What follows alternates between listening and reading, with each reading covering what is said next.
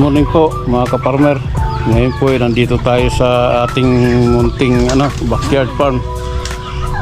Ito, papakain po tayo ng ating mga alaga. Pakain natin sila ng mais. Pinakain ko na po sila kaninang umaga. Ngayon mais naman.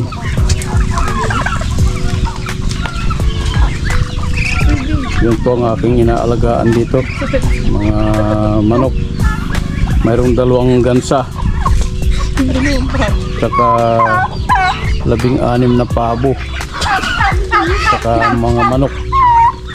Pato po ang marami. Marami po itong pato. Kasama po itong malilit, mahigit pong 50 ito. Tsaga-tsaga lang po para may pagkakaabalahan, lalo po at senior na po ako. Kailangan po kahit senior na, wag po tayong tumigil sa pagtatrabaho para mapanatili natin ang ating kalusugan.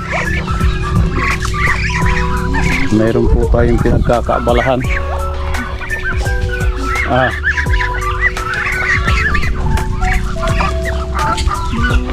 Po, nakaabang sila.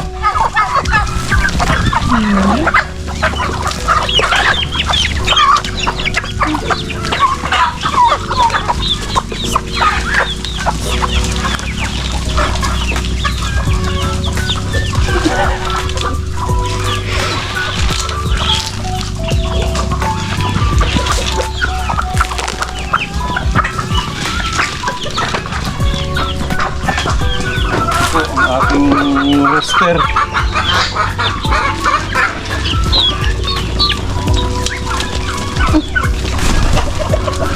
Dalawa po yung rooster kung malalaki bago itong pasigunda. Dalawa po ito. Nasa bahay po yung puti at medyo ginagamot ko. Sinisipon kasi hindi maganda po ang klima ngayon dito. Napakainit sa umaga. Pagdating po ng hapon, umuulan.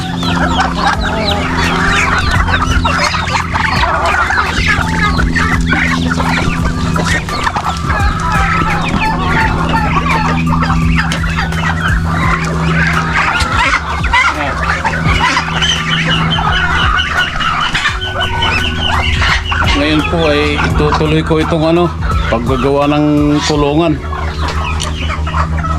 para po sa mga sisiw. Kinukulong ko po ng net.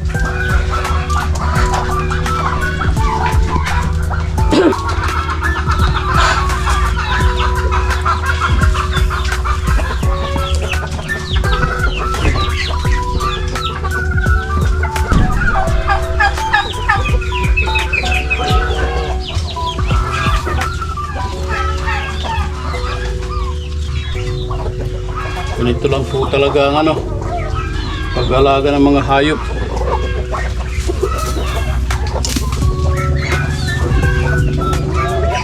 Kailangan po matyaga tayo para po dumami sila.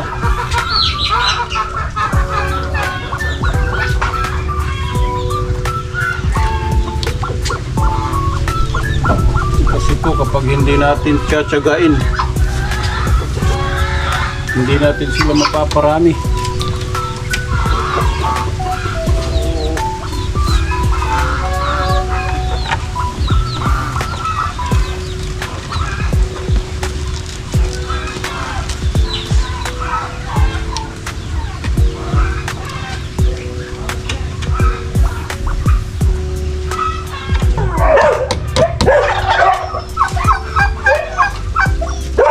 Kailangan ko pong kulungin ito para po may paglalagyan ako ng mga sisiw. Kasi po marami yung sisiw dun sa likod bahay.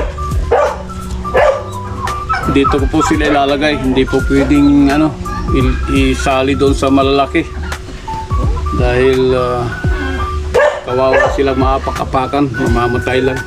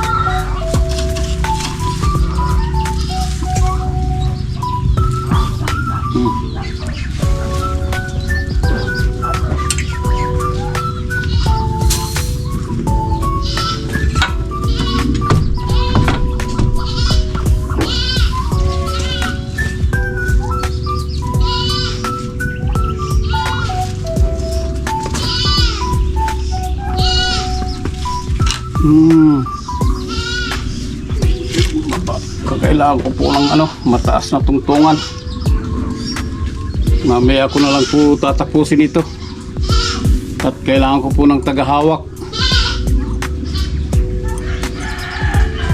Ito po, ito halos matapos na. Yan po.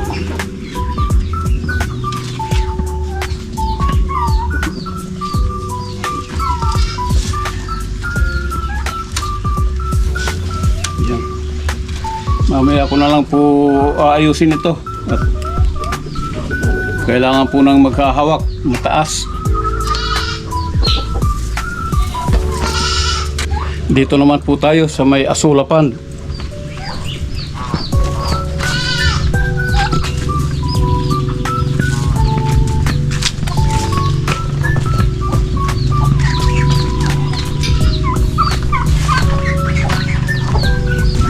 Ito po yung aking asulapan. Namatay po yung aking asula na nilagay dito. Kasi po nagkamali po ako. Nilagyan ko ng sariwang na dumi ng baka. Dapat po ang ilalagay dito yung tuyong-tuyo. At saka siguro na-contaminate na rin po dahil sa dami ng mga nahuhulog na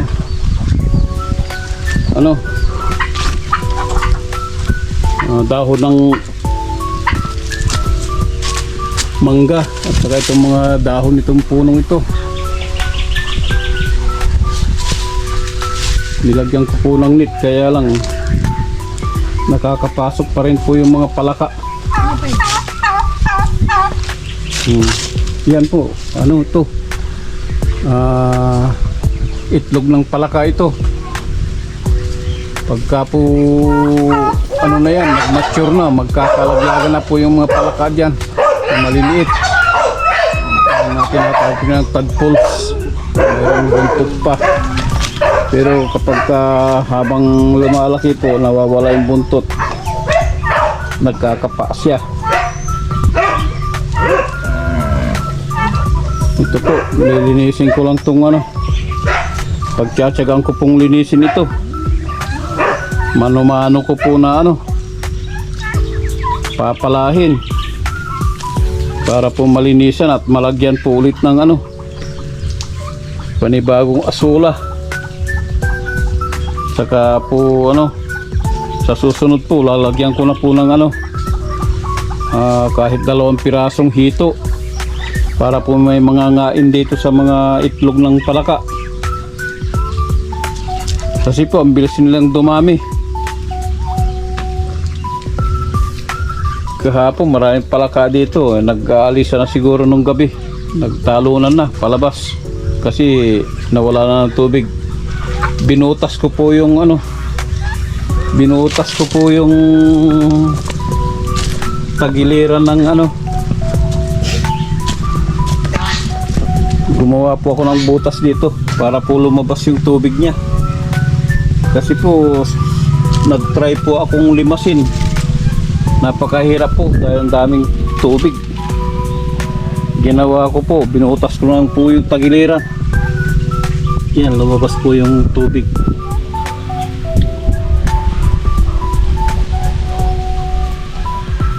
Ganito lang po ang buhay ng farmer. Tiyaga-tiyaga lang po para po may pagkakaabalahan.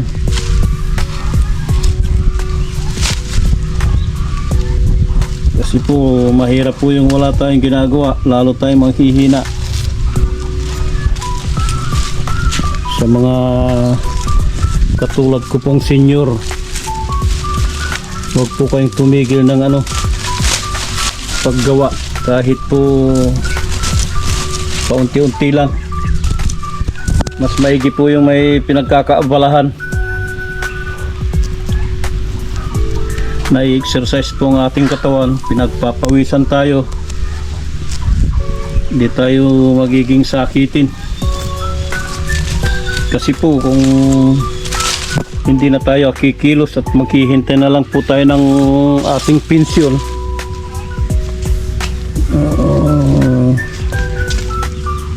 Nagkakasakit po tayo.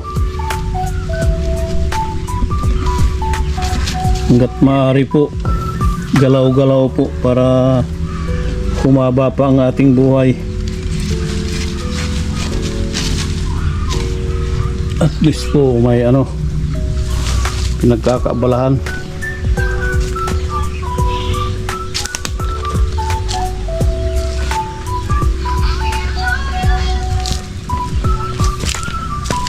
So po, alisin ko po itong net at saka ko papalahin itong mga dumi ng hayop na naipon dito.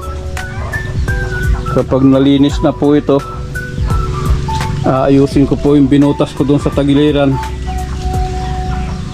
saka po pupunduhan po ulit ng tubig. Madali na pong lagyan ng tubig ito dahil halos tuwing hapon po umuulan ng malakas dito sa probinsya, kaya po madali lang matubigan ito. Saka mayroon pong gripo dito dahil hindi pa po lumalabas, hindi pa free flowing. Bubumbahin ko lang po, tatapat ko lang po itong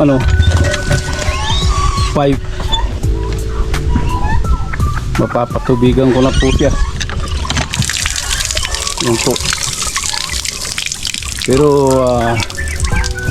hopefully po next month tutulo na yung tubig dito, lalabas na rito, kasi pagka tag-ulan nagpi-free flowing po ito. Tumitigil lang po kapag nagtag-ulan na, tag-araw na.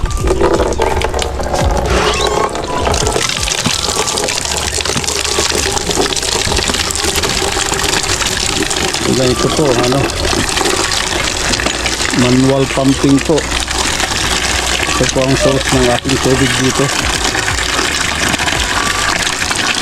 Palagyan ko ito ng tinatakpan ko lang po ng basahan dito. Naiipunan ko po ng tubig ito, mapupuno. Kaya dito po naglalangoy-langoy itong mga pato.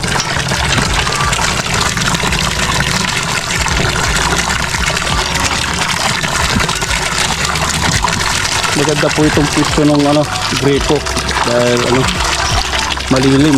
Mayroon pong mga puno dito. Ito po, arapilis, malunggay, miracle fruit. Ito po, mangga. Kaya po hindi po maiinitan.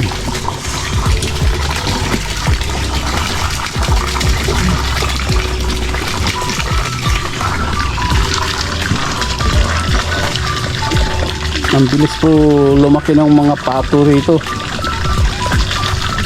Lalo po kapag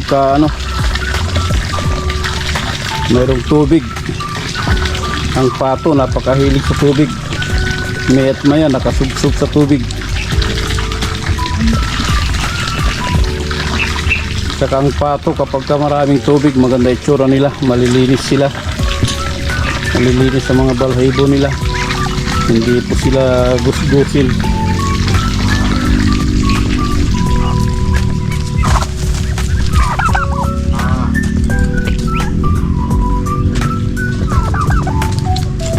Ito po ang aking dito, bantay.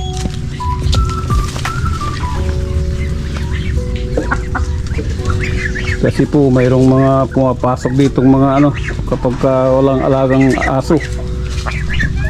Pumapasok po yung mga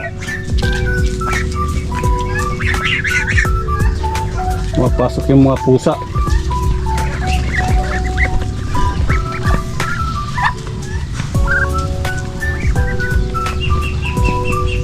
Ganyan po mga tahimik sila kapag nabusog na. Kahiga-higa na lang po sila doon sa mga silong ng mangga. At aking lilinisin.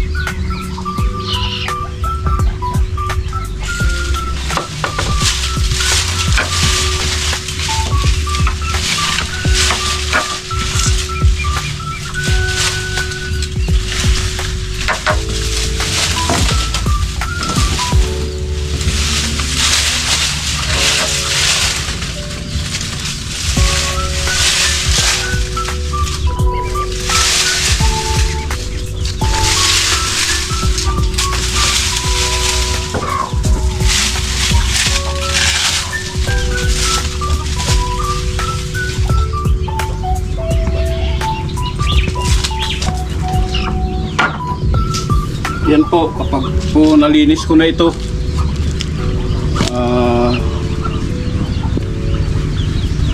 lalagyan ko po ulit ng panibagong tubig, panibagong asula para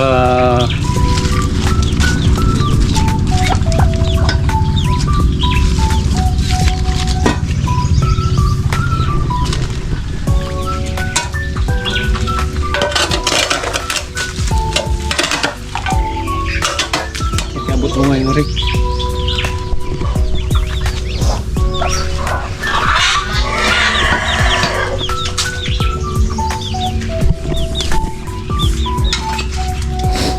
Yan po, atas kasi yung ano, kailangan pong malinis.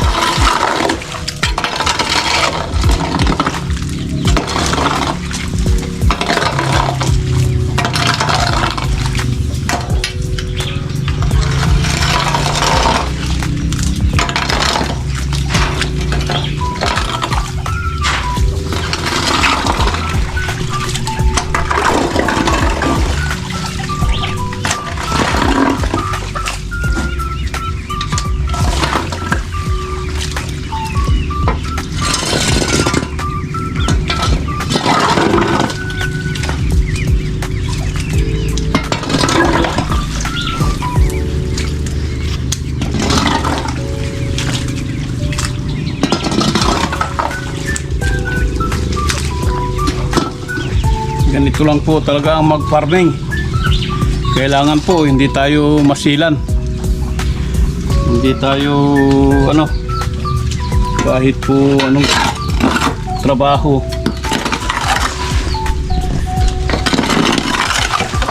Tayo na po ang gagawa para po hindi na tayo uupa. Pwede pong pwede pong kukuha na po ng katulong kapag po nag-start na yung aking pensyon. Meron po akong maliit na pensyon. Yun pong kahit po maliit, maski pa paano makakatulong din po. Hanggang dito na lang po mga kaparmer. Maraming salamat po. Please like, share, and subscribe to my YouTube channel. Maraming salamat. Happy farming. Bye-bye.